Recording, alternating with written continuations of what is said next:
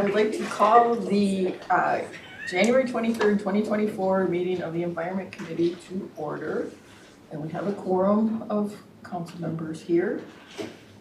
For the agenda, we have one change. The first information item is going to go up to the top of the agenda before the consent business because they have places they have to be. So we're going to accommodate that.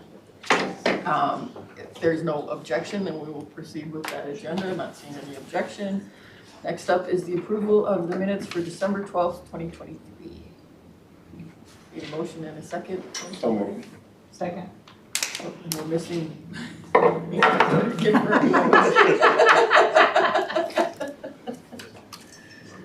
Oh, you're back. You didn't have to go get that. I can use my. So we had a motion from Diego and a second from. Okay. And is there any discussion? Not seeing any discussion. All in favor say aye. Aye. And it's unanimous. We have minutes. So first up on the agenda is the value of water in the Twin Cities region, a community-centered framework.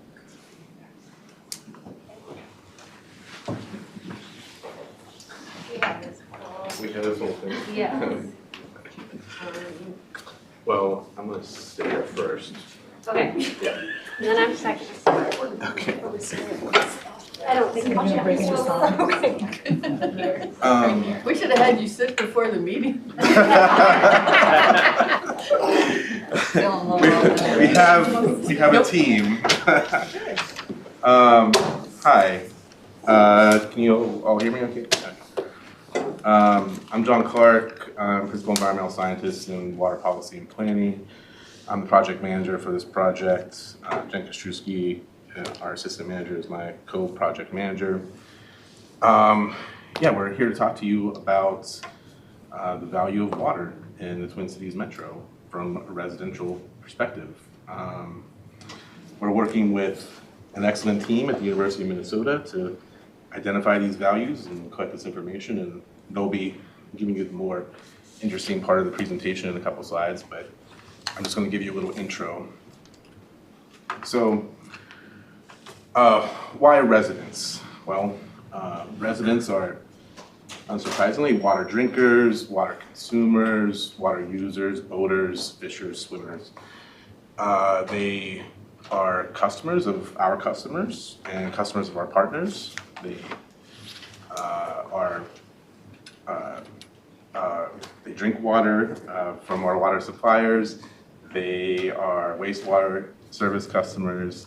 And most of the time when we're doing our work, we don't hear from them. We often hear from public works folks, watershed folks, other agency folks internal here in this room, but we don't often hear the perspectives of residents. So this is an opportunity for us to hear those perspectives. So we think this project brings a lot of value to our work in a lot of different ways. So these are just some of the potential values that are added. We think this information can inform our policies.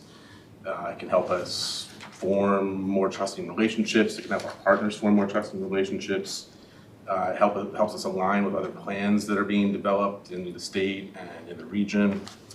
But as you're listening to this information, I hope that you all will be thinking about how this information can add value to our work and to the region.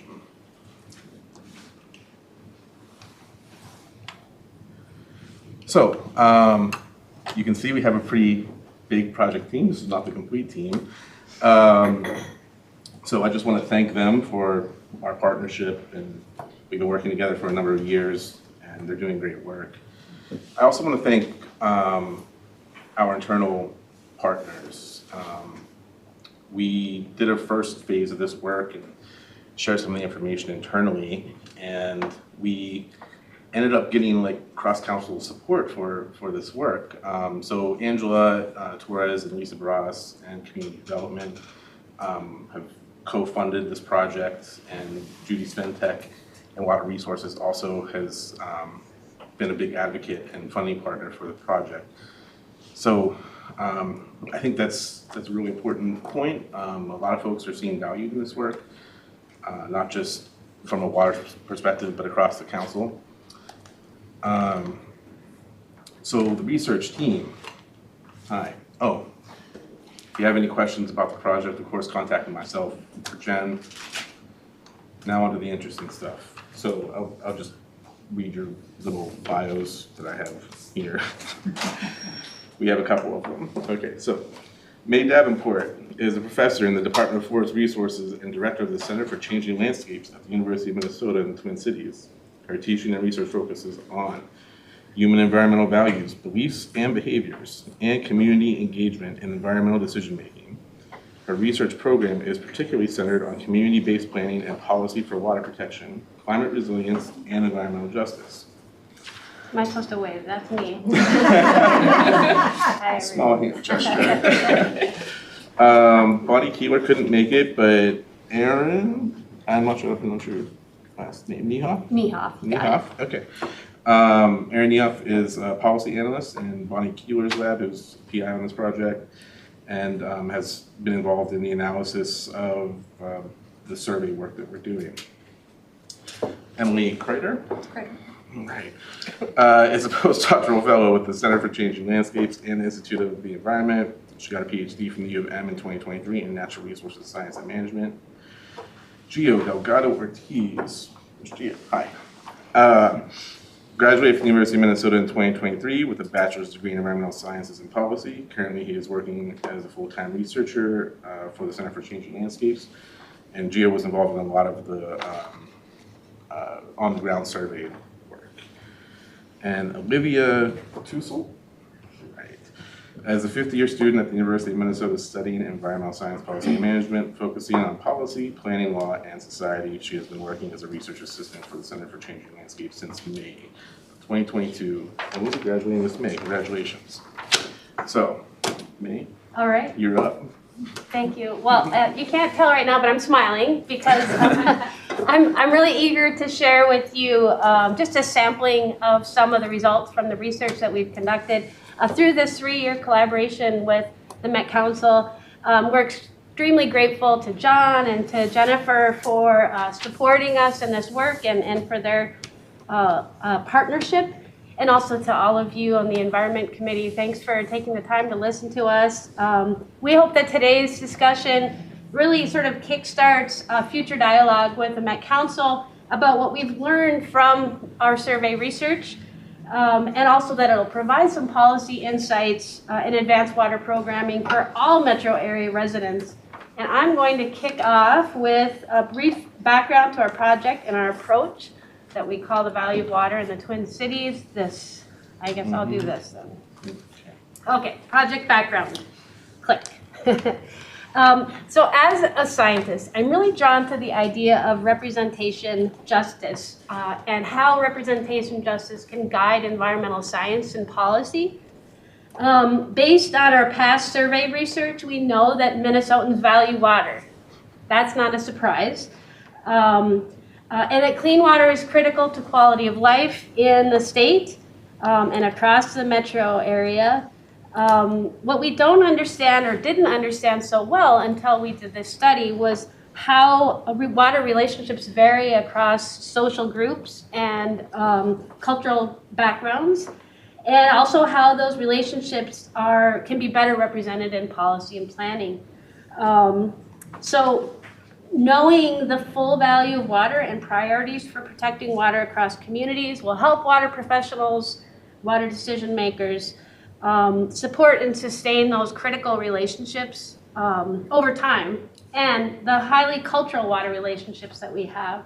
So I firmly believe that we all benefit from representation justice, from uplifting different voices in water planning and water policy, and bringing those relationships and those values to the table. And I believe that when we do this, when we're able to better understand different relationships that people have with water and how they value water, then water benefits too, because we have better knowledge, more diverse understanding of people's relationships and experiences, and those are uplifted and deepened our relationships. So water values are important to understand and represent in water policy, planning, and management because they reflect both the relationships that Minnesotans have had with water over time, but also where we want to be with our relationships into the future. And that water values, we know, as social scientists, drive behavior. We're driven by our values and our relationships with things, more so than knowledge and data, that we're motivated, inspired to act based on our values. And so that has huge consequences for sustainability and resilience of our water management systems, of water ecosystems, and the health and well-being of future generations. Yeah. So we're going to present to you some findings from this 3-year study starting in 2021 with our objectives really to represent different voices and relationships that people have with the natural environment. Like in our environmental social science research, we know, for example, that access to clean water resources across the state vary. And so do relationships, they vary. Think about your own relationship with water, okay, just for a second. Do you like to swim in Minnesota's lakes or rivers? Do you like to paddle your boat or your canoe or maybe your John boat around the lakes? Do you fish or depend on fish caught in metro area waters for food? Can you easily walk or bus to a healthy water body from your home? Do you need reliable access to water for growing food in your community garden or for cultural ceremonies? At home, do you drink water right from the tap or do you prefer it to go through a filtering system? Do you like the way your water tastes at home? Does your family like the way your water tastes at home? Does your basement leak when it rains? These are all questions around which we relate and connect physically and metaphysically with water. And our project objectives here in terms of this study is really to understand and prioritize representation justice. So my relationship with water might be very different than John's and with others. So understanding those differences is important because it expresses how we want to connect with water into the future. So, how do we do this? We aim to represent culturally diverse and non-dominant racialized groups, often referred to as Black, Indigenous, and people of color, or BIPOC, and other social groups who are often underrepresented in survey research and also in environmental planning, including women, young adults, and renters. At the onset, we were challenged to meet this objective because of the COVID-19 pandemic. You can see in 2021 and 2022, we had to rely just on mail surveys. We couldn't do that on the field, on the ground survey work. But in 2023, so last year, we had tremendous success at on-site events, meeting with community members, and heard many different and passionate voices around water across different BIPOC communities. Our representation of water relationships is further expanded by the work that Bonnie Keeler and Aaron, who will present some of this analysis,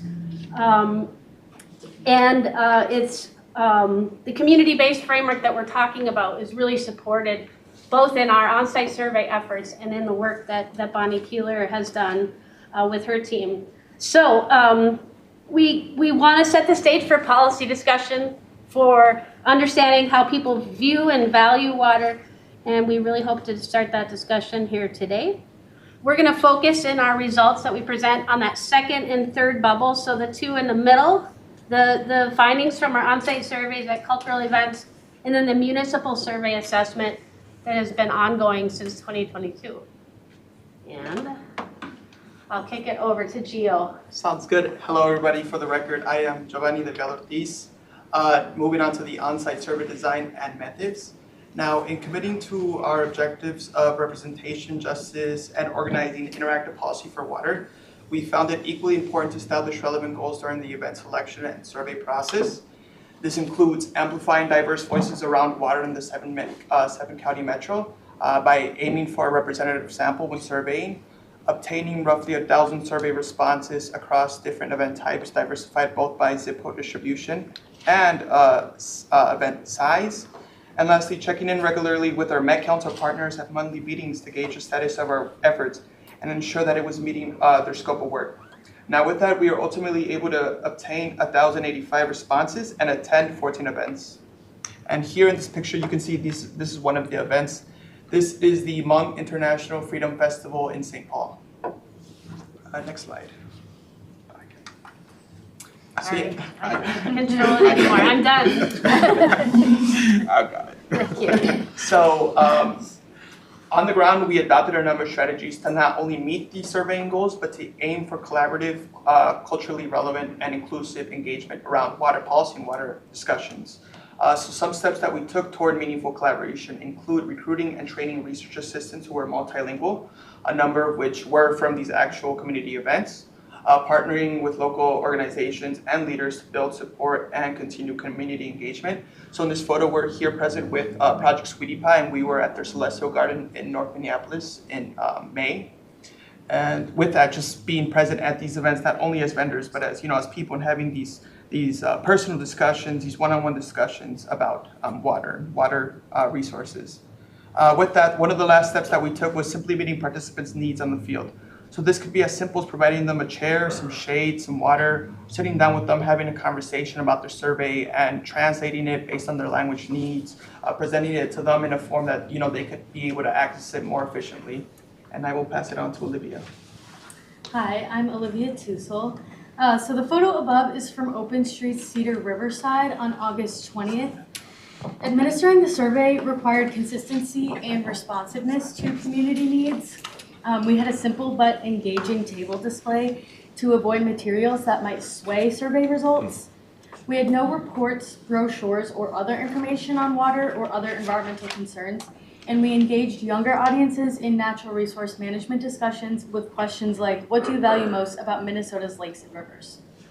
There was signage in multiple languages and attention grabbing, such as take a survey and receive a $2 bill. The survey had screening questions to ensure respondents met study parameters such as are you 18 and are you a Minnesota resident. GEO developed a simple water resources guide that we used to respond to risk perceptions and common questions and concerns, and we made sure to answer participant questions after the survey was completed. So here you can see our table display and the signage in Somali and the interactive beat activity for kids. This slide shows common real-time quotations from respondents in the field. These are not all from Open Street Cedar Riverside, and we heard some version of this feedback at almost every event. We heard, I never realized how much there was to consider around water in my community. This made me think about water in different ways. What steps can I take to protect my water? And thank you so much for doing this in my community. Just taking the survey created awareness around water in people's communities, and the residents of Minneapolis appreciate us coming out and engaging with them where they are. Awesome. So today I'll be, Can you hold up 1 second? Yeah. Before you go on to the findings, I have a question about your sample. Did you guys, we always struggle to get answers from rural parts of the region. And like in Dakota County, we've got a Lao temple, a Buddhist temple, there's a Hmong farm cooperative. Did you go out anywhere in the rural areas to try to get answers? I will be showing a map of the zip code respondents that we've got. But the phase 1 of the survey, I feel captured a lot more of those rural respondents, and so this round of the survey we focused a lot more on those Minneapolis-St. Paul urban centers. But we can discuss more at the end, maybe after I present some of these findings. Thank That's you. all right? All right, so I'll be presenting findings from just a few of the questions today. So to start off, who participated in this survey?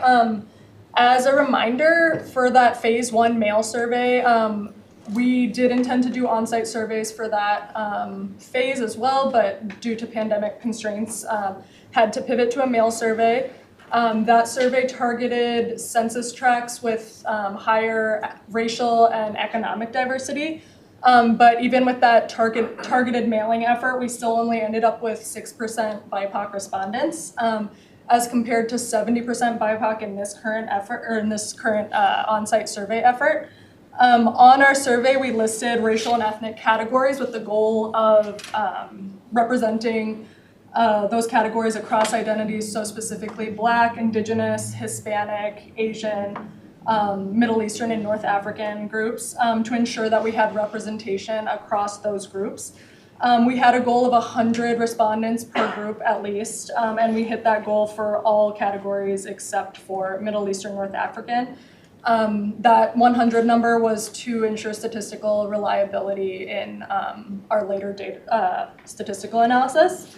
Over half of our respondents were female as compared to only 38% the first round, and overall our respondents were younger, lower income, and over half of them were renters. The map that you see on the right is what I just discussed.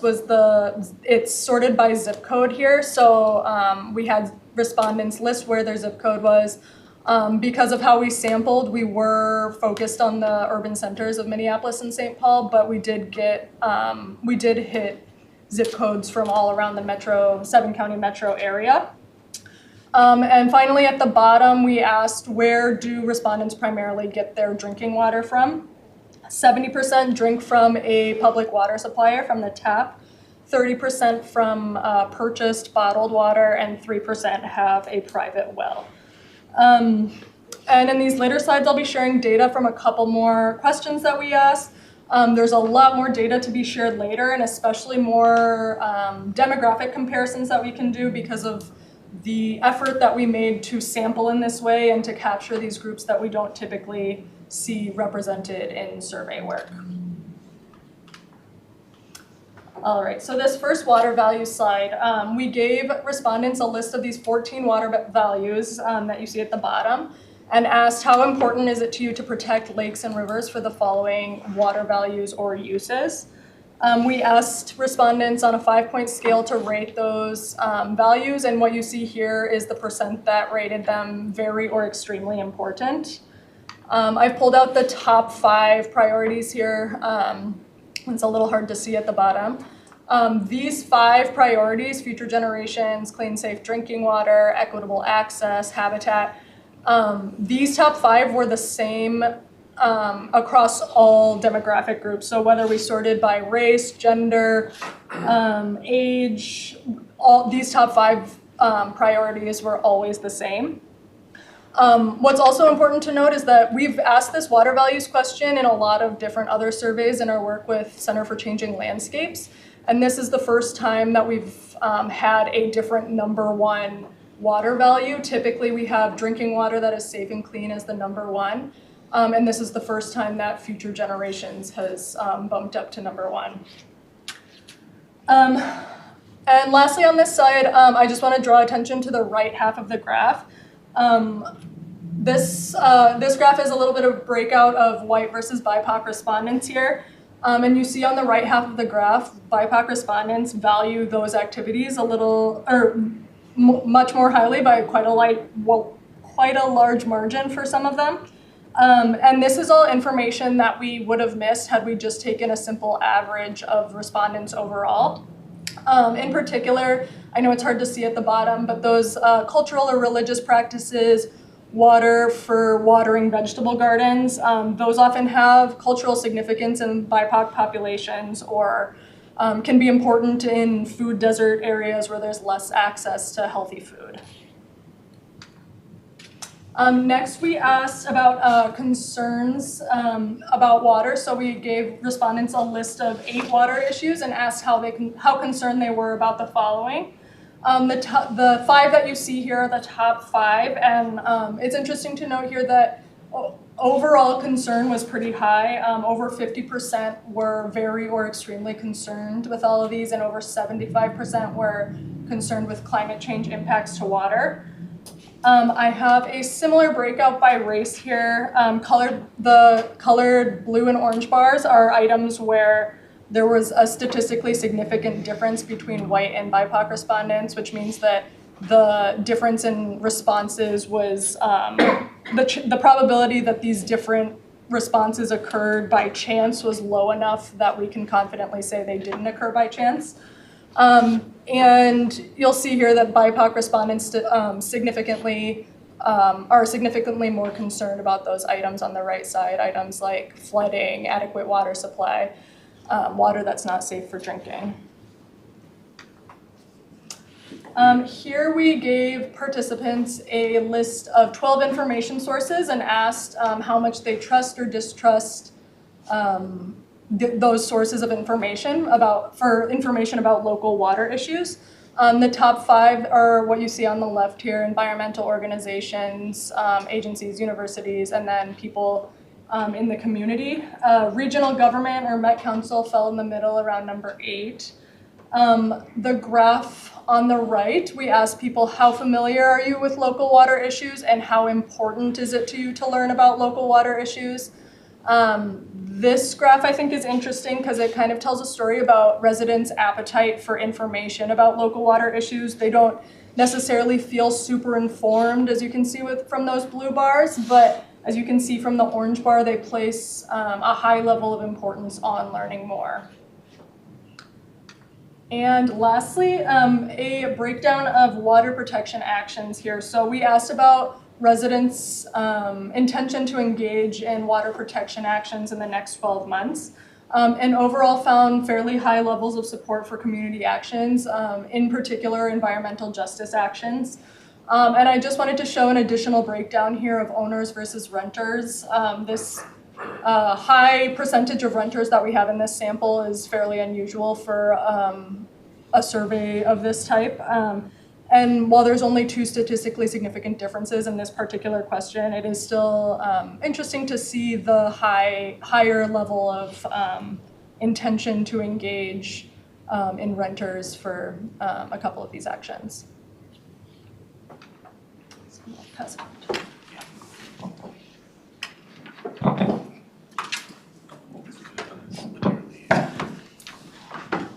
So I'm Erin Niehoff, and I just first want to preface by saying that Maggie Rogers did a lot of this research, and I just started working with Bonnie a couple months ago. So a lot of this was done by Bonnie's team prior to me joining, and Bonnie is teaching a class tonight, which is why she's not here.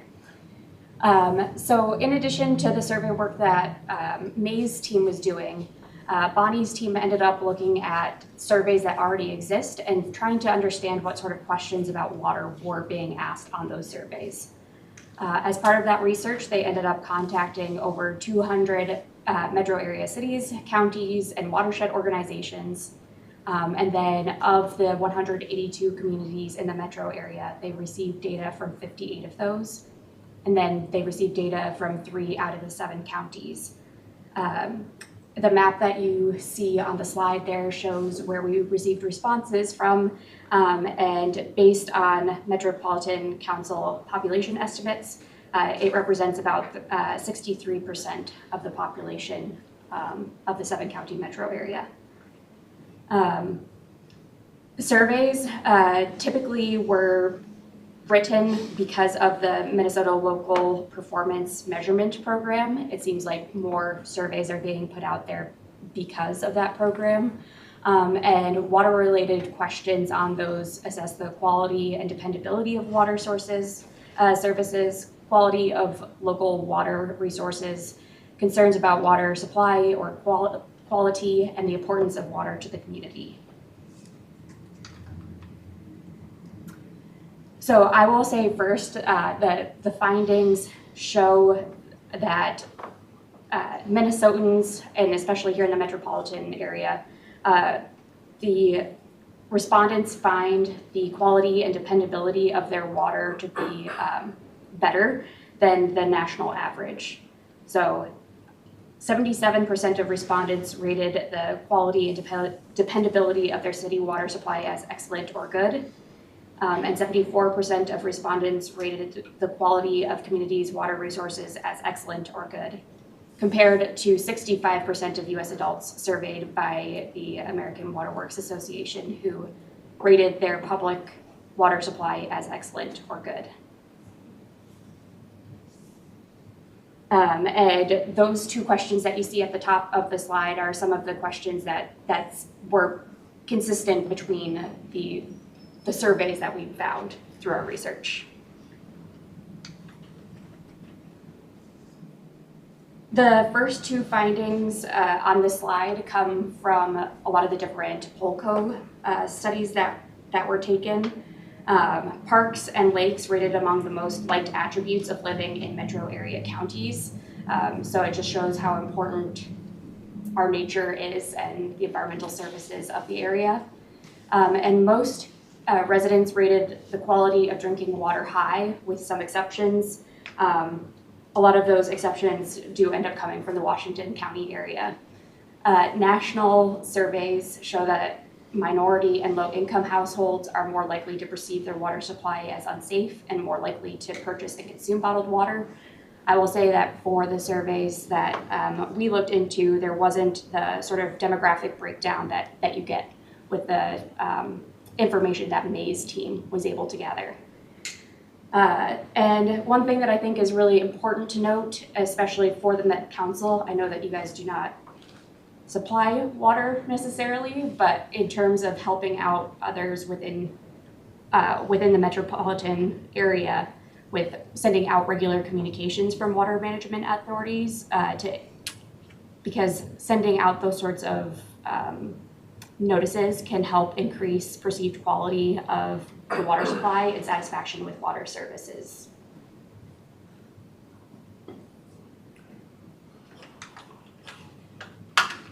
Yeah, so at this point, we just wanted to open it up to discussion. We've got a lot of sort of lessons, a lot of lessons learned, and definitely next steps is to have continued ongoing conversations. We're gonna be facilitating some policy development workshops with water professionals in the metro area. We recognize that diversity in water values and water relationships is really important to understanding how people connect to water and what they want to see from future water systems. We feel like this work aligns really well with some of the planning and the policy work that's happening at EQB with the Met Council and other organizations like Bowser, the Board of Water and Soil Resources. So there's a real need for this information, and we would love to hear any comments you have about things you observed, or who else we need to talk to, or how else we can help this work support the work that you're doing and the programming and the leadership of the Metropolitan Council. Any questions or comments from committee members? I'm thinking. While you're thinking, I can start. Good. Looking at that zip code map, it looks like we really missed out on Carver, Scott, and Southern Dakota County in terms of counting people. And like I said, the two Buddhist temples and the Hmong farm would be a good place to start with people to talk to. And then there's, not everybody who's BIPOC is poor, or living in the inner cities. So finding other cultural events or whatever in other parts of the region would be, I think, helpful to broadening your sample. And I've observed it at, when I go to Cup Foods and grocery shop, that anytime you see somebody with a cart full of those giant water bottles, they're usually Asian or Hispanic, and probably came from someplace where the water isn't safe to drink, so they assume that everywhere isn't safe to drink. But I've definitely seen that in practice around the metro. I'll just tag on to that too. Looking at the surveys where you've got mail, that's kind of hit or miss getting a piece of paper back, versus the in-person events where it was pretty clear, but those were pretty St. Paul, Minneapolis centric. And so I think I'm agreeing with Wendy that there's lots of other, you got a lot of good response and comments from that, and I know that's a lot of work and taking additional money, but I would reach out, since this is the, 7-county metro area, to see what kind of differences you would get from that. And at some of these other events where there's more agricultural communities, and things like that. I'll just tell one quick story. I was at the One Water Summit in Tucson in November, where there was people from across the United States, and so this is really timely and resonates with me. And I was sitting talking to people from Houston and talking about, in the Twin Cities we have the Mississippi River, the Minnesota River, the St. Croix River, and water is part of my life, has been my whole life. And this woman looked at me and said, to me, the Rio Grande and the Rio Bravas is death and danger. It is not something I look forward to because of the immigration and the families coming across. That was very eye-opening, just to think about that. And so this whole perspective of us, really engaging, really listening from the bottom up is so important. And that's what I'm hearing in my district, no matter if you're, what race you are, or ethnicity, or color, or how much money you have, everybody has a different perspective on water. So you would think, there's issues with water, so why don't you just stop watering your lawn? But to that family, or that, no matter who you're, gardening is their hobby. So that water to them is exercise and gardening, and they might be white, and they might be more affluent. So this really gets to the heart of trying to listen to everybody, because, and that's why I would say to try and go out to some other communities and get a broad range of things, because I've been busy listening to my community, and it's very interesting to see. It's like, okay, so I can not water my lawn, I can plant clover because I don't like to garden. I get my exercise someplace else, but to other people, that is the one thing they like to do. So who am I to say, right? It's just been very educational, very eye-opening, so try to broaden that out. Thank you. Any other comments or questions?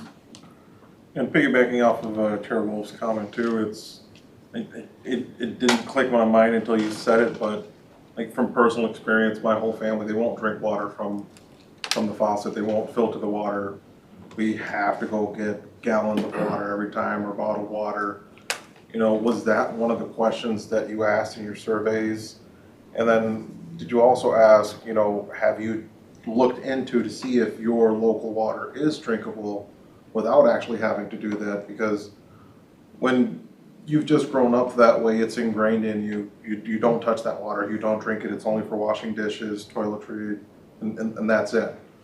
And it would be nice to know if they have been educated to know that you can drink that water. It is a lot cleaner here than it is in different areas. Yeah. Yeah. Go. And I think that's some of the communication that needs to happen for sure, because I think the water is safe to drink in most places. So building that confidence and understanding really has to do with building those relationships so that folks can trust that conversation about water. And we definitely asked that question in our survey, and we have a sense for, I think it was 30% overall of folks said they are spending money on water. When we have fresh drinking water that's, comes right out of the tap across the Twin Cities. And so, of course, there are places in Minnesota we are learning more and more about water not being drinkable. But I think that that's an ongoing conversation and dialogue that there's a real appetite for. And I think if people can learn and understand and believe that they don't have to buy water from the grocery store, that they can drink out of their tap, that further connects people to their water and to the resource, which is important, yeah. And for us, as we're developing our water policy plan, and we're thinking about the work that we do, and we're thinking about how we can partner, plan, and provide our services to the region, how can we support communities? How can we support water suppliers and building that trust and building those relationships and overcoming that understanding gap potentially with the customers? Thank you, Madam Chair. As a follow-up to that, I guess asking the question from the people who buy bottled water, what would it take for you not to buy bottled water? That question, not from the, here's a bunch of communication. I mean, that's obviously needed, but, you know, and maybe they would never trust bottled water, no matter what you give them. It could be there's a community, but asking some of those questions might be a really good question to ask from the different communities, and just. Yeah, and I think those are the kinds of conversations we'll have here in 2024 with our focus groups and workshops where we're bringing folks together to talk about these issues, and from council members and their own families about why you drink water from the tap or why don't you, and what would it take to change that perception? Because it's really about fearing and having a sense of risk of, you know, drinking that water, and you know, and it multiplies when you're thinking about children and what are they drinking? Is it water or soda? You know, and if people are growing up thinking that water isn't safe to drink, they're going to drink other things, and that's, you know, as a public health crisis for sure. If folks aren't drinking water, we need water. Yeah, so I think it starts across families and just sort of shifting that cultural norm, which is really challenging to do, but this helps to bring that conversation to light so we can start having these open conversations. Well, and also for people who are on wells, there's usually a free or low-cost way to test your well water to know. I mean, we all know that city water gets tested continually, but Right. the bigger question is if you have a well, is your well safe? But it's not expensive to get that tested, and so letting people who are on wells know that that's a resource for them too, that they can be confident then in the safety of their well water. Absolutely. Is important as well. To piggyback on Councilmember Cedarburg's comment, my wife swears that every water tastes different. To me, tap water, faucet water, bottled water, spring water, to me it tastes the same. Like, it tastes like water. And it might just be that mental thing where it's like with the minerals and certain things in certain waters that it makes them think, you know, oh, it tastes like I licked a penny, so it's gotta be good for you, right? Yeah, to me it's just water, but sometimes it is like a safety thing with them where it's like, if it tastes natural, it must not be good for you. It has to taste like some sort of mineral or something for some people to be like, okay, this is drinkable water. This is my favorite water. This is what I want to drink. Lakeville water is my favorite water, but yeah, I mean, but they do blind taste tests sometimes. They had the water bar, yeah, where they let you try waters from different places and see if you could tell the difference and whatnot, but there are some people who swear like only one kind of bottled water is the right one or whatever. And sometimes it's hard to get past those prejudices. Yeah. Well, thank you very much for the survey. I think you're right. People who come from different backgrounds always have a hard time to trust the tap water. In my community also, if you go any Somali household, you never find somebody who goes to tap and drink from the tap. They always have a bottle, including my family. So to educate them is very important, and to trust them that the tap water is more safe than sometimes the bottled water you drink from. And it's because of the experience that they have in back home. Nobody drinks back home and wherever they come from the tap water, because nobody tested regularly the way they do here. So it's more important to educate them. Well, thank you for the survey. Thank you. Yeah, you can save a lot of money and avoid a lot of things either going in the landfill or having to go be recycled if you drink out of the tap, so. it's a win for everybody if we can get people to drink tap water. Okay, anything else? And thank you very much. Thank you. Thank you very much. So, we can move on to the consent agenda. We have one item, the City of Empire 2040 Comprehensive Plan and Comprehensive Sewer Plan. Do we have a motion for the So moved. consent? We have a second? We have a second. And we don't discuss the consent agenda, so all in favor, say aye. Aye. And it's unanimous. Thank you. Then we'll go on to non-consent. We have 2024-27, Intergovernmental Agreement with Vadnais Heights for 1VH 422. Mr. Remus.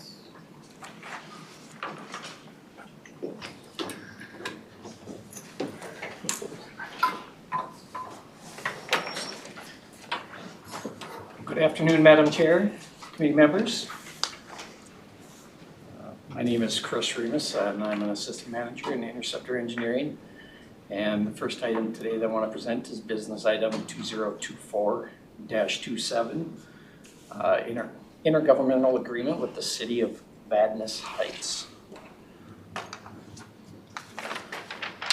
So just to give you a little project area and scope background, was in the City of Vadnais Heights. We're just west of Highway 35E and north of County Road E, I believe it is. The area that we're focusing on is shaded in blue, and several structures that are the Met Councils. Structures 20, 21, and 19 are highlighted in blue. And the green area is representing a fairly large wetland complex. At this point in time, those structures are in the middle of the wetland complex, making them virtually inaccessible for routine inspection, maintenance, or if we had to respond to any efforts of a repair, it would be virtually impossible. So in the last few months, the City of Vadnais Heights approached Environmental Services and was looking at a project to provide access to this area. And the city also has an interest at maintenance hole 18. They have a local line that runs to the northwest on the sheet through the wetland as well, and then it continues on to the northwest. So they have an interest in gaining access to their structures as well. The area is also on the edge of the woodland, and so what they're planning is that there would be access off the street, off Centerville Road, I believe that is, coming up to maintenance hole 20, and then providing earthen berm through the wetland that would allow the council to have service vehicle access to that, so we could get access for inspections and cleaning, maintenance, and in turn they would build that for themselves as well on the other side of that, and then along 19 and 18. So this would be a city-led project, and the cost would be prorated based on the footage of each accessible roadway. So with that, Madam Chair, the proposed action is that the Metropolitan Council authorize its regional administrator to execute a cooperative construction agreement with the City of Vadnais Heights for the design and construction of access improvements to Interceptor 1 VH 422 for an amount not to exceed $900,000. With that, I'm available for any questions. Thank you. Questions or comments from council members? I have to say, it seems kind of dumb to put a manhole in the middle of a wetland, although we did have one interceptor that had manholes in the middle of a lake, so that's probably worse. But are they going to be doing any filling in of the wetland in order to accomplish this? Madam Chair, yes, there would be some earth embankments filling to get above the wetland and provide the width to drive a service vehicle on top of. And the city will be working through all of the wetland mitigation and impacts as part of the project, being the lead. Okay, thank you. If there's no further comments or questions, we need a motion and a second. So moved. Second. Motion from Morales and a second from Cameron. All in favor say aye. Aye. Any nays? We're good. Thank you on that one, and then we keep you around for another one. Excellent. So we have 2024-28, ratification of declaration of emergency repair for the Orono Interceptor 7113. Yes. Go for it. Thank you. Yes, Madam Chair. As noted, second item is business item 2024-28. And I will move forward to the next slide. So just a little background on the emergency declaration process and why we're here today. I'll just go over a few of the bullets. One is there's an infrastructure concern that is identified. Either there's a spill or a very serious condition issue with a pipe. An emergency declaration is prepared, a document is prepared, and that is routed through. Hold on for a second. I'm We sorry. all know why these emergency Yeah, we declarations, do. skip it and go to the next thing. Thank you. Formality, thank you, Madam Chair. Right. All right, so the emergency summary and location, just for a little background, and I do want to preface this that we are not currently spilling at the moment. Yay. So with that, as part of the current project that's currently going on the 7113 force main, that's shown part of it is shown there. It's goes beyond that part, but there is a current project with that. We received a pipe assessment report. They went into the 3 structures that are highlighted there to do non-destructive testing on several of those air reliefs. We got that report back right before Christmas, and the determination was that there was significant pipe loss within that pipe, and several of those structures, meaning less than 30% of the pipe section from the original specified thickness remains. So that is the definite driver for the emergency declaration from an engineering perspective, that there's serious concerns of the pipe being able to maintain its integrity with it being a force main pressure pipe, and just varying the soil loads that are over the top of it. And it's unknown how long the pipe has been in this condition.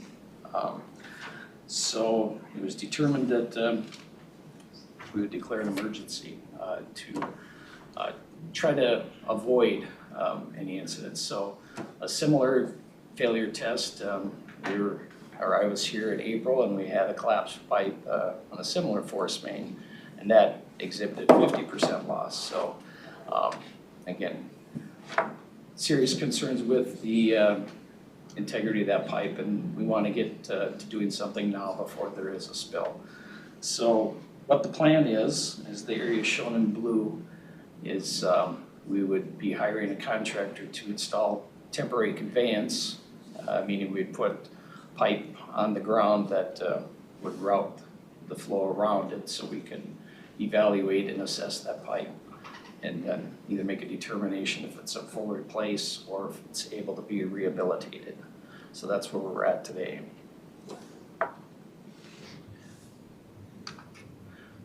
Just a few photos, and they're primarily in the air relief structure 17. Photos of the non-destructive testing. They typically look at 3, 12, and 9. If you envision a clock, portions of the pipe, get a clean surface, and then they do the destructive testing that sends a sonar signal through and determines the thickness of the pipe, and we compare that to the original specified thickness. So that's a look inside of one of the air relief manholes, and there is significant corrosion on the exterior as well. So with that, Madam Chair, the proposed action is that the Metropolitan Council ratify the emergency declaration for repairs to Interceptor 7113 in Orono in the amount not to exceed $3,750,000. And with that, I stand for any questions. Thank you. I appreciate that we're being proactive here and learning from the past so as not to have more spills. Is there any questions or comments from? I just want to echo that, Madam Chair, that I'm really happy to see that this was flagged on inspection rather than responding to an incident. So really great work there. Thank you. No other questions or comments? Do we need a motion? So moved. Thank you. Do we have a second? Second. Second from Cedarburg. Any further discussion? Seeing none, all in favor say aye. Aye. Any nays? No nays, we're good. Thank you. Thank you. So next up, we have 2024-29 Lake Elmo West End Connection Project number 808687, contract 23P076. Mr. Wedin, you brought a friend with you. Thank you, Madam Chair. Council members, it's a pleasure to be here with you again this evening. On item number 2024-29, our Lake Elmo West End Connection, project number 808687, contract 23P076. Again, for the record, my name is Tim Wedin. I'm the other assistant manager with Interceptor Engineering. With me this evening is Tom Jokey. Tom Jokey joined the Interceptor Engineering Group in August as a principal engineer, and prior to working for Metropolitan Council Environmental Services, he was a project engineer and unit supervisor for St. Paul Regional Water Services for 5 years. He will be the project manager for the construction phase of the Lake Elmo West project, and taking over for John Klebeck as we move forward. So looking forward to having him on as a part of the project and this very challenging and interesting project that we have moving forward. A little bit of information about the project and why we are advancing it. So the project itself is the purpose for an extension of regional wastewater service to the city of Lake Elmo in the eastern suburbs.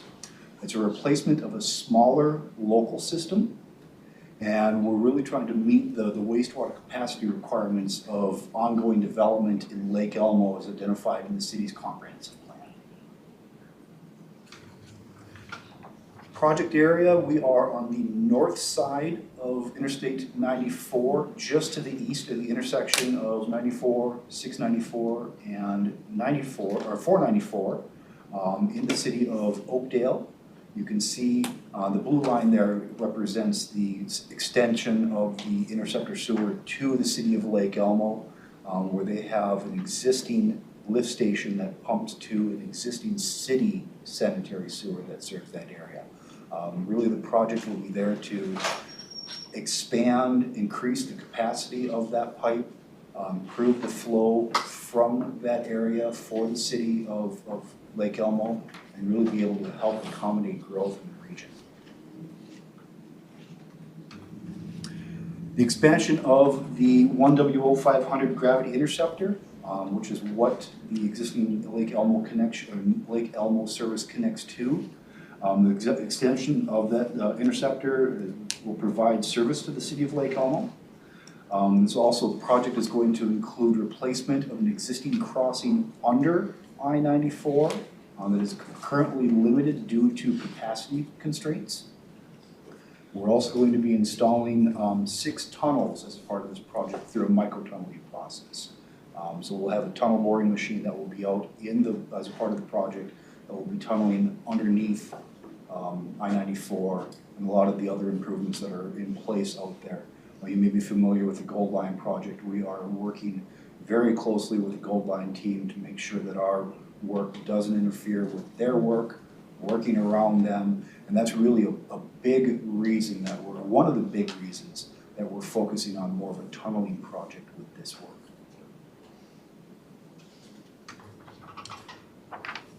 project bids were opened on December 12th of this past year. We're proposing and projecting the contractor bid award in the middle of February of this year. Notice to proceed in end of March. Construction starting in April or May of this year.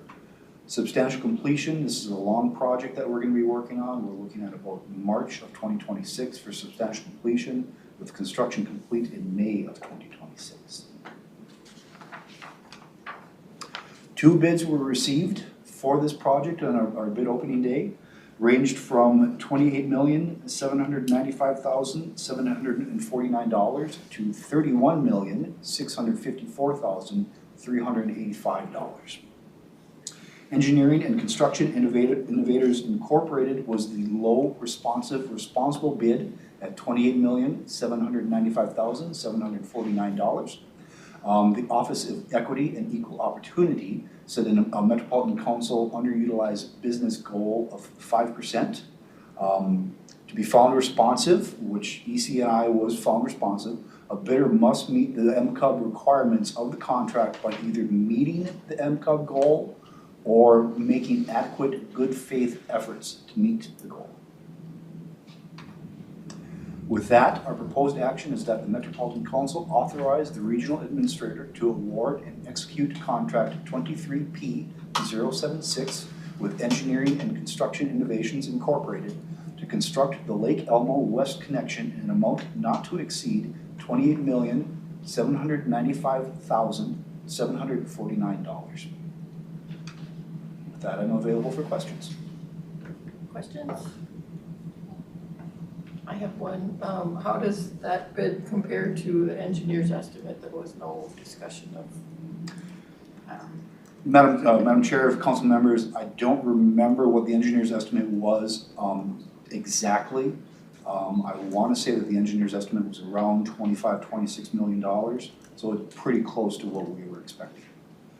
That being said, this is within the capital improvements program. It is completely funded and within our budget.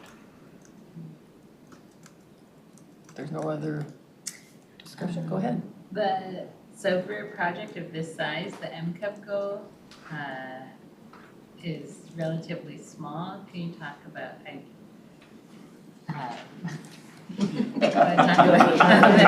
Mr. P.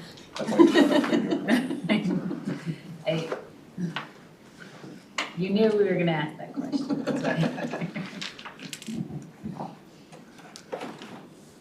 Thank you, Madam Chair, Council Committee members. Ashanti Payne, Assistant Director, Office of Equity and Equal Opportunity. We looked at this project and the project goal was set based on the scope of work. As you can imagine, or maybe as we shared in our goal methodology, that interceptor work and in general work around some of these projects, we don't have a lot of MCUB firms that can perform when the work is in the areas of interceptors and that nature. That said, there are eight MCUB firms that are participating on this project, and we are confident that the goal we set, though is only 5% for this project and the work that was involved, it was appropriate. Thank you. Any other questions, comments? Do we need a motion? So moved. Second. You're on a roll. Have you gotten every single one today? One more. Okay. All in favor say aye. Aye. Everybody said aye, so we're good. Thank you. Thank you very much. So next up is 2024-30. It's the 2024 to 2026 Water Efficiency Grant Program.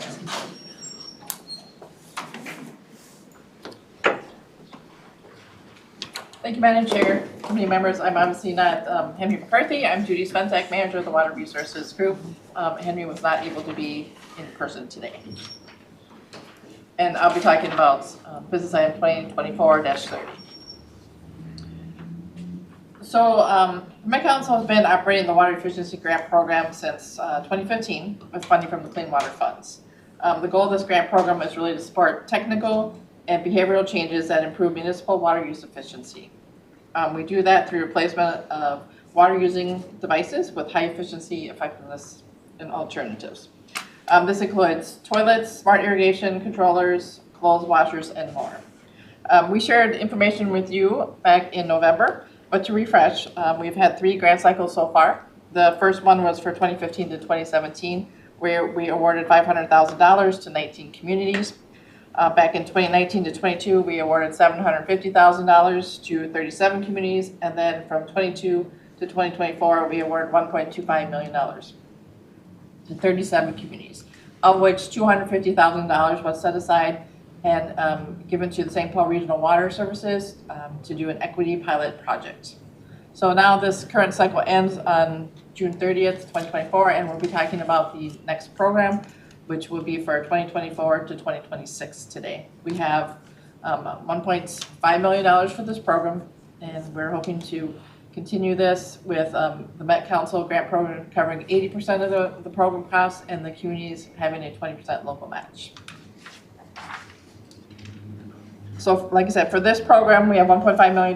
What we're doing is we're proposing 2 phases of this. The first phase is $1.1 million for to kind of basically the existing grant program, continuing that existing grant program. We were, in addition, we were encouraged by the success of the equity pilots. So we would like to work with communities to help define and co-create a new equity-based program for the other $400,000, and that will happen later this year with your approval. So with these 2 pots of money, we're able to really expand how much we're offering in this grant program. We get a lot of support from our partners for this grant program. They've really been soliciting for the continuation of these programs, so we're very excited about this. So the following criteria have been used for previous grant cycles. It's basically if participating communities must be served by a municipal public water supply system. The minimum grant award will be $5,000 and the maximum is $50,000. There is a required match from the city, so if the Met Council award is $16,000, the actual amount for the grant program is $20,000 because the city will put in the other $4,000. If funds requested exceed the funds available, we will use other criteria to narrow down the recipients. Municipalities with identified water supply issues in our master water supply plan will get credit for that. We'll look at ratio of peak to monthly water use to winter monthly water use. We'll look at their average residential per capita use and the order in which applications are received until the grants are completely committed. So even this time around where we had the $1.1 million, we did have some communities who were not able to spend all of that money. So we got money turned back to us, so then we reallocated that money. So that's kind of what we would do. If there was communities that didn't get as much as they requested, we go back and look at it. If we have money at the end, and reallocate those funds. So eligible expenses for the 2024 to 2026 program, similar to the last time. The new thing we're adding is the shower heads. We had a survey that we sent out, and it was suggested that we would fund WaterSense labeled shower heads be added to the program. We know that some energy companies offer this as well, so this would be based on the community's need and if the request by community if they would like to add that piece. We still see that probably the majority of the monies that people request for, and this is developed by each community individually, will probably be for the toilet replacement and irrigation controller systems. That's really what we funded a lot in the past. I'm going to skip ahead and come back to that. So our timeline for the next 6 months is shown here. As previously mentioned, our goal is to open the applications beginning in February, around February 15th. The application window will be open for approximately a month and a half. Then we'll review the applications, determine the grant awards, and at that time we plan to come back to the committee for the approval of those awards. If that process carries on as expected, our goal is to announce the grant awards to communities at the end of May so that they can begin the programs in July. And then going back, today our proposed action is that the council approves business item 2024-30 on the process for the 2024 to 2026 water efficiency grant program described in attachment A, and authorize staff to advertise the availability of these grant funding and solicit applications. With that, I'll take any questions. So in terms of communication out to the communities, How do we do that? Madam Chair, committee member. Typically, there are several ways it'll be posted in our information resources that we have for the council, but we'll also probably do a gov delivery message on it, and we also send it out to our kind of network of communities that we've worked with in the past. So. Could I ask that it also be sent out, some information about it be sent out to council members so we could share it out with our communities and let them know that this is opening up? Sure. Because I think it seems like a wonderful program and a wonderful opportunity to bring in more communities into that. Great idea. Well, thank you very much. I just want to ask about the criteria. Who set the criteria? Is it Met Council or the city? So the criteria for choosing who gets the award and the amount was set by the Met Council. The cities develop the criteria for each individual program, so we do not dictate what their program will be. They send in applications of what they're proposing to use the money for. The majority of them propose, and it has to be within those areas of the things that we fund. Most of them will focus on toilet replacements, irrigation systems, smart controllers and things like that. So we have set the criteria for how we rank them though, and based on our water supply planning work as well. But the city will decide who will qualify. Well, the city will send an application suggesting what parts of those types of projects and tools that they want to replace. And then once they get the award, then they set the program specific to their community, yes, and they decide who gets the money. Yeah, it's totally a local decision. I keep pestering my city to cover toilets and dishwashers and things, and they only do irrigation audits, so I miss out on all the fun. And at the end, what we do is we do double check that when they submit their request for payments, because they have to show what they've spent the money on, and we check to make sure it's with the water and efficiency products, and we just double check that. Like I said, we do not control what they decide to use it for. It'd be interesting, like referencing the first presentation we got where they asked questions, do you use it for lawn maintenance and stuff like that. It's, it'd be interesting to look at what community actually has irrigation systems at home, because I could pretty much tell you in my neighborhood, it is people that are a lot better off than the BIPOC community that have irrigation systems. So we're basically creating something that's going to benefit someone that has the feasibility to get things inspected and get things fixed on their own, instead of making it more widely available for everybody else. Madam Chair, Council Member, so in general, I say yes. I think, so when we set up this original program and got the support from the communities, these are the things that they asked to help fund with this program, so just to let you know that. That's why we're also trying to set aside that portion of the money to do something with a more equitable focus like we did with St. Paul Regional Water Services last time around.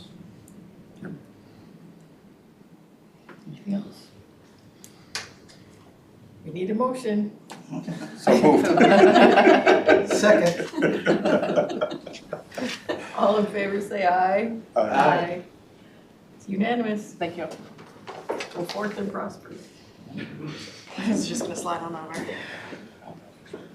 And we are on the water policy plan update. Hello.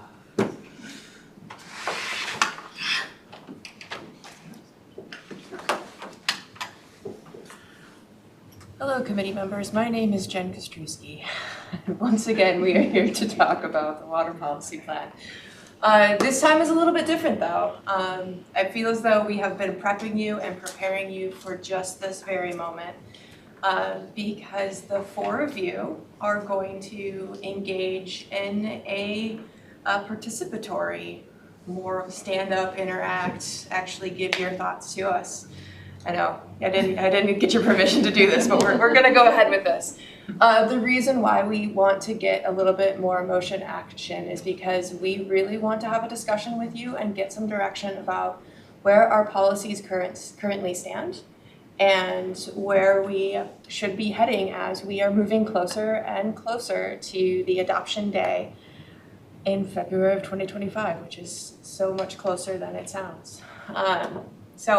You have seen this slide a million times at this point. But just one more time. We are talking about the water policy plan, and the purpose of this plan is to ensure that we have sustainable water resources for the region. It is a framework for integrated water planning, which is, we will be circling back to that later today in this presentation. It contains policies, strategies, and actions for both us and our government. So when we are thinking about policies, and we are now, this is the fun, juicy bit, we want to make sure that we are clear that this is the region's plan and that the policies do have some obligations from the council standpoint, but also so that we are aligning our local plans to the regional plans. There are going to be some expectations for our local water professionals as well. Thank you. Thank you, Madam Chair. Just a reminder for the objectives, and this is going to come into play when we do roll out the papers. We have associated our draft water policy plan objectives with some logos because we know that one policy can help inform multiple of our objectives. So the last time I was here, I did share these 6 objectives.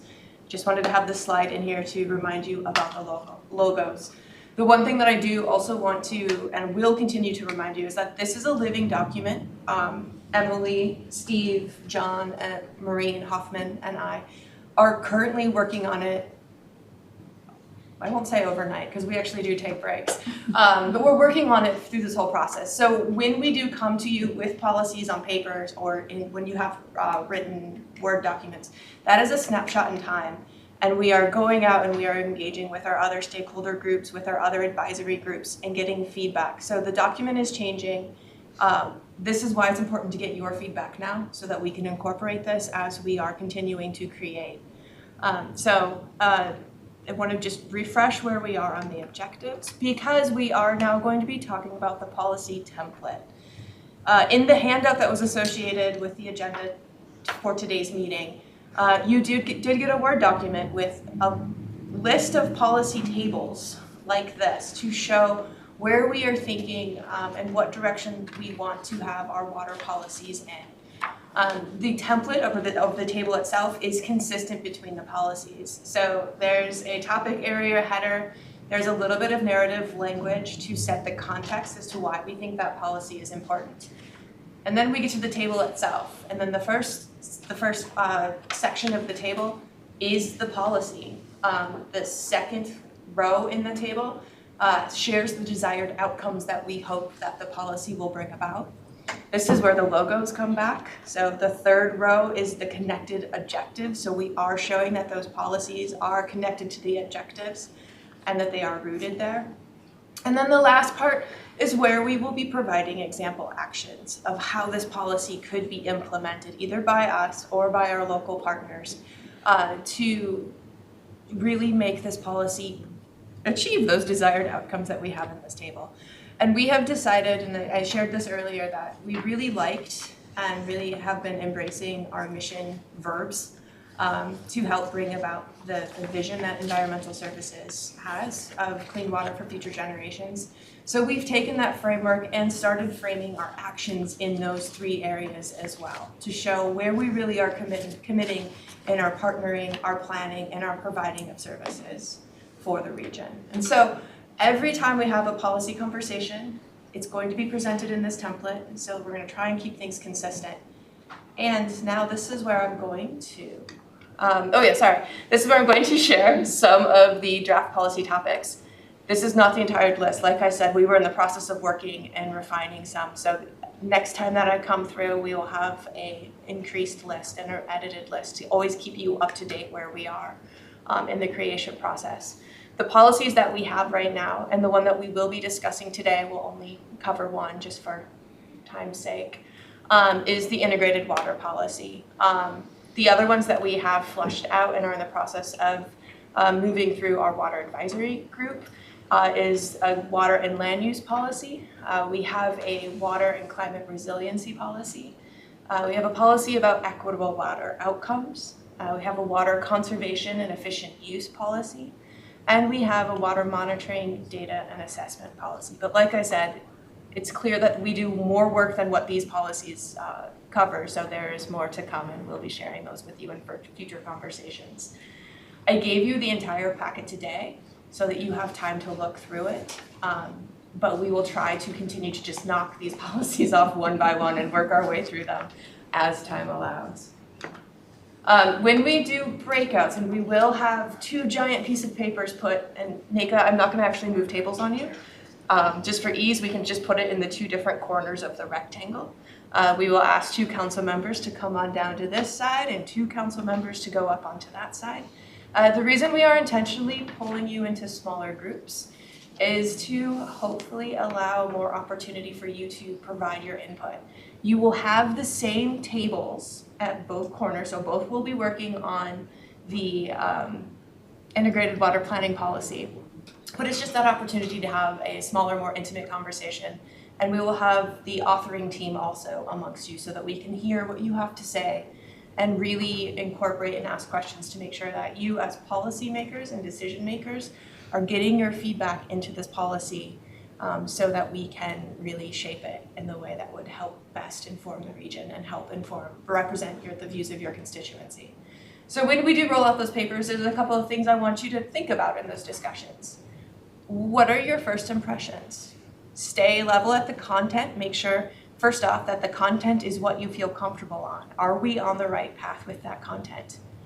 Did we miss anything within that policy that the policy language should change? This is the opportunity, and I very, very, very rarely welcome this, but this is the opportunity for wordsmithing. This is that opportunity to make sure that we really are getting that message that you as council members want to convey. And then we're going to jump down to those action areas. We know that we can't get everything. This is the danger of bulleted lists, because we know we can't get everything on there. And so we want you to think about those actions that are most immediate or most important to you that you would think should be on that list. And so we will work our way through that conversation. It is now almost 5:25. We will roll out the papers, and Madam Chair, with your permission, we'll probably do a breakout session within 10 minutes, 10, 15 minutes. And then we'll come back and have some summary discussion. I think I see that Councilmember Morales has a question. Not a question, but I hate to be the bearer of bad news. Whoever's on my team will only get me for a couple more minutes because I gotta head on 5:30. So. I'm gonna let. Thank you, Madam Chair. Thank you, Councilmember. Perhaps this is the opportunity that we will just do one because we are such small numbers and dwindling by the minute. And so this would be the opportunity to at least have that first conversation. If that's okay. Okay. Go. You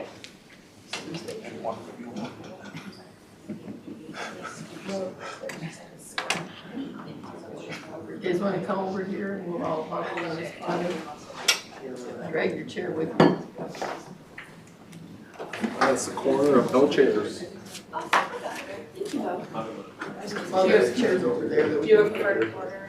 All right. I don't have to move. That's fair. I should get something out of being in a chair.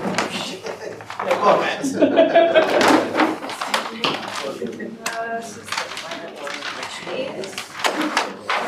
This is the one we're going to be working with.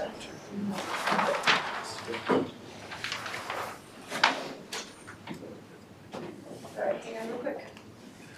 First things first, because it's a giant piece of paper, I'm gonna give you markers that you can just go ahead and write all over things. If there's something that bothers you, feel free to circle it. If you really do want to change the words, you can just cross it off and write what word you would prefer.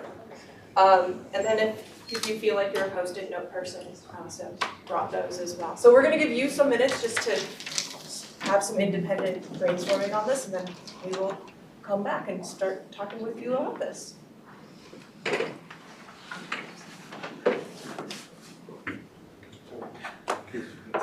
Okay. I think it'll stay nice and flat. This is what TV. Do you want to?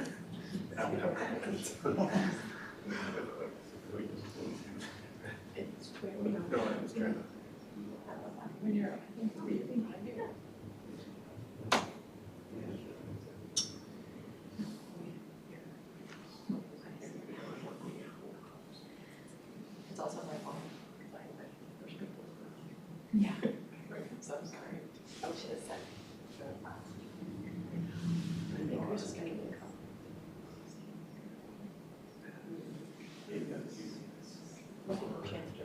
When I start.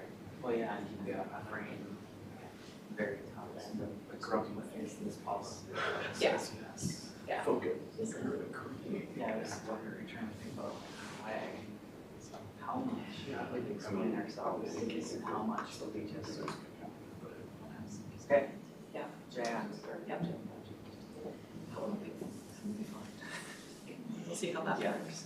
I'm gonna sneak into the middle of the table since it's the least.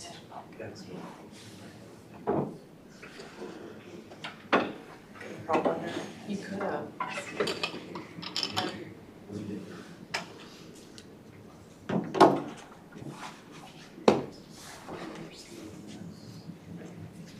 I want to make sure we're giving you enough time to digest.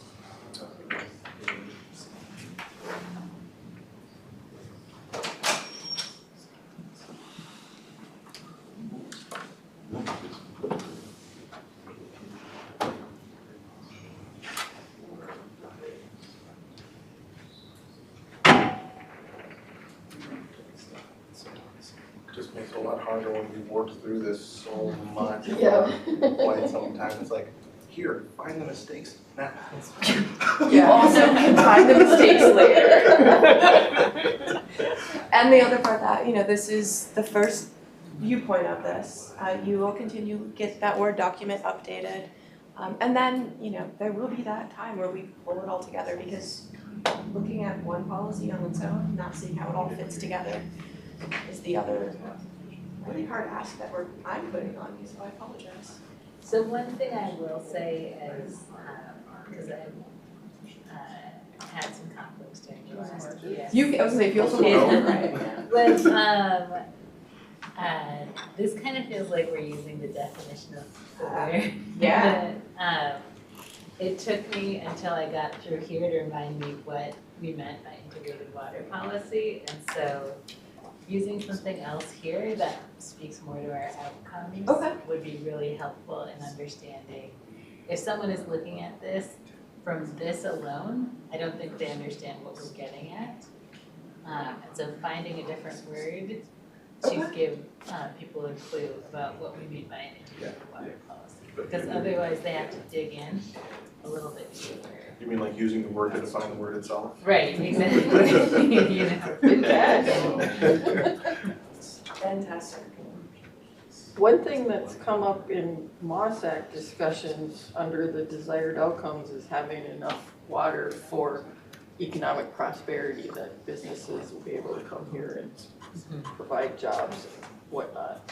Can you write that? I'm sorry, I don't do very good at writing upside Yeah, you down. can't even spell it right. I can't do that upside down. Don't know. I was gonna say enough water.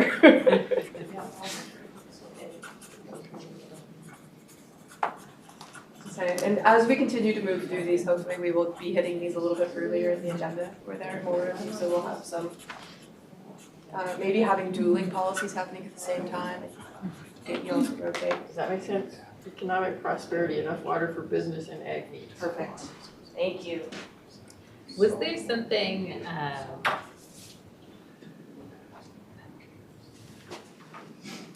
this feels so vague. Generic. Yeah. Okay. I think we want a more targeted approach. How we're going I don't to know why I partner keep up doing with this. them. Yeah.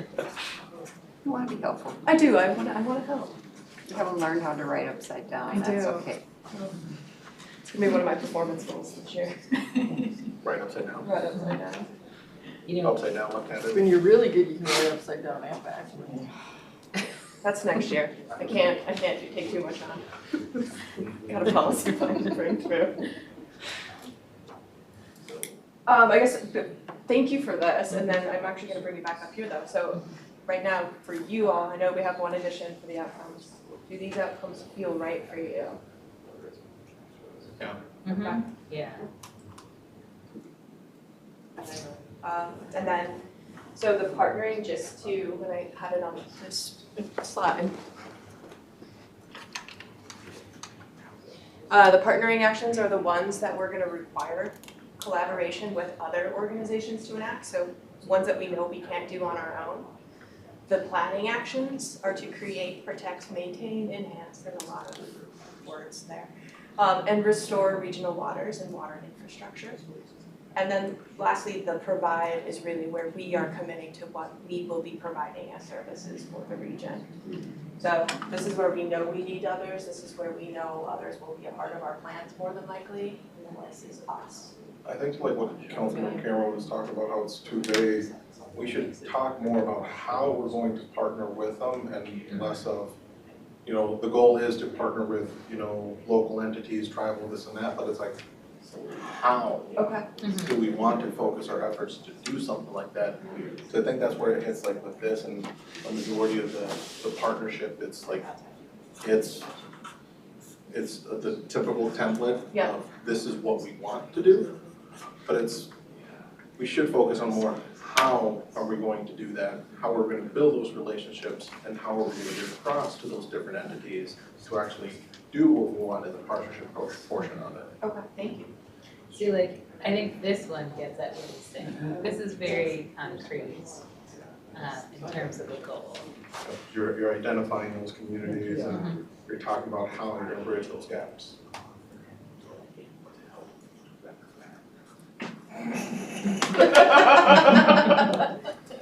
Good one, too. Yeah. That's better than my regular handwriting. It's better than mine. Well, and one of the things with the discussion that's come up recently about wastewater stuff in Jordan, Sand Creek Township, and everybody doing this, is that we kind of left out the rural centers in our future service area protection. So it's not just the emergency stuff, we have to remember that they have the same needs to plan for the future. Yeah, no, that is a really good point. Just generally, I do really like this template. Yes. I think it's great. I was gonna say, and then I guess this experience, this is where like, I actually do plus delta with my staff and staff meetings all the time, like, is this experience, assuming that there'd be another one, and like active conversation? Yep. Okay. No, this is really great, the only thing you're missing is stickers to match. You want stickers You next just time, wait. put that out. I was at Lisa Frank's sticker girl growing up, so I can do this. But giving us a clear in the information part, this is what we're going to talk about. So that because I was reading through that big long thing, and after a while you start to go. Oh, I know. I think the authoring team could relate. I think an elephant a bite at a time. Yeah, I think the thing that was scaring us, and which I could have at least given you one, but as I was watching more and more things go on that agenda, and know that we were the last one, I was like, I don't know what we can commit to even getting to. So the next handout, we'll put it in the order. If there's going to be something with questions, make sure this is the thing you need to make sure you read for the questions. We'll make sure that we have that out. So that way, we can read it and have some stuff noted down, because it's a little like deer in the headlights. Like, that's a lot of words on a big piece of paper. Yes, it is. But I do love the format. It makes it flow and makes it very clear to understand the steps and what's coming up and what we're going to do. Fantastic. I was gonna say, and this is not your only opportunity. This is, you know, if you do want to revisit the Word document and do track changes. I hate track changes. I do too, but I was gonna offer the opportunity for that. Or if you just want to You send will an not email. get track changes from me. You might get comments, but you will not get track changes.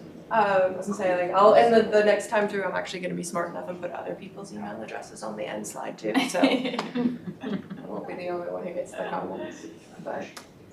And I'm sorry, I should have introduced, this is Steve Christopher. He's one of the authoring team. This is Emily Schoen. And John Clark in the corner is, you met him earlier today, but he's also on the authoring team. Okay.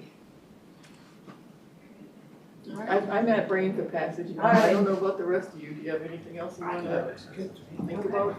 You're in charge of this, so you get to. Okay. You get to. Move on, All right.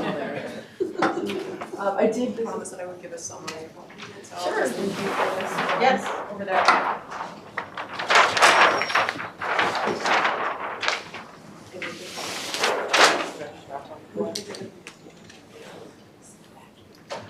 You can if you want. All right, so Madam Chair and Council members, I want to thank you for your input. As I was saying in the breakout session, we didn't necessarily do the breakout session the way we thought we would, but thank you for being nimble and being able to respond. We got some really good comments that ranged all the way through, we need to be a little bit more clear with our messaging so that we're not having some vague commitments and actually share how we're going to show up in the region or for the region within this plan. So how are we going to partner? We got an added desired outcome for the integrated water policy, which is great. And so it's making sure that one of our desired outcomes is that there's economic prosperity so that there's enough water for businesses and ag needs for our region. We also got a really good comment that usually I catch, but we actually use the word integrated to define what integrated water is, and that does not help with clarity of what this policy's intention was. So thank you. Thank you very much. Again, I know it's been a long day. It's been a long meeting. And so this is just the start. As it stands right now, the count of policies that we have, and it does change by the day, we have 13 policies. So you've knocked one out. There are potentially 12 more to go, and we will keep doing this. I feel like this is a threat, but it's not. It's an invitation. We will keep doing this. How many you say? 13. But we'll see. We keep on expanding and contracting, so but we will keep doing this until we make our way through. And I want to thank you very much for helping us create this region's plan. And thank you. And all we have left is the general manager's report. I'll make it easy. Nothing? No report tonight. Okay. Oh, there being no further business to come before us, this meeting is adjourned. Sorry. Thank you, everybody.